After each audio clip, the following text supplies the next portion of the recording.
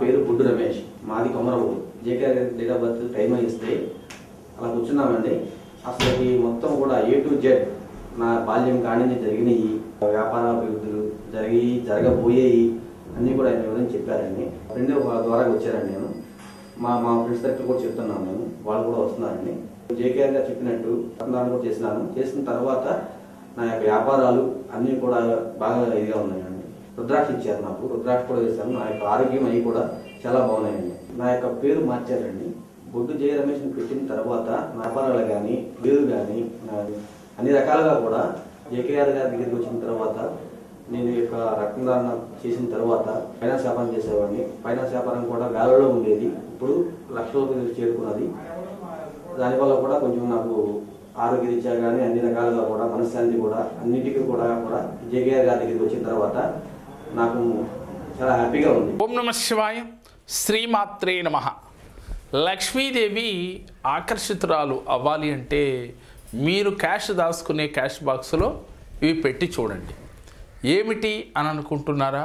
వాటినే లక్ష్మీ గొవ్వలు అని అంటారు. అందరికీ తెలుసు. ఎందుకనంటే సముద్ర సంపదలలో ఇదొక సంపద. ఎందుకనంటే లక్ష్మీదేవికి చెల్లెలుగా భావిస్తూ ఉంటారు ఈ లక్ష్మీ గొవ్వల్ని. సముద్రంలో మనకి ఉద్భవించినవి. అలాగే దక్షిణావర్త శంఖాన్ని లక్ష్మీదేవికి అన్నగారుగా కూడా భావిస్తూ ఉంటాం.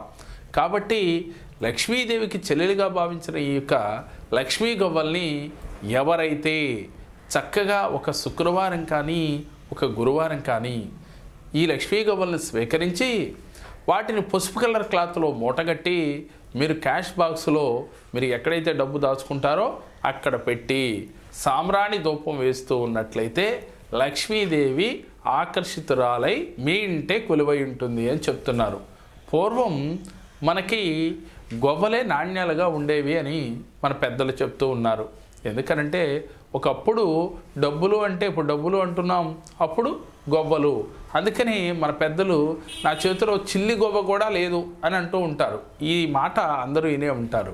చిల్లి గొవ్వ అంటే బెజ్జం పడిన గొవ్వ కూడా లేదు అని అర్థం కదా, అంటే పనికిరాని గొవ్వ అని.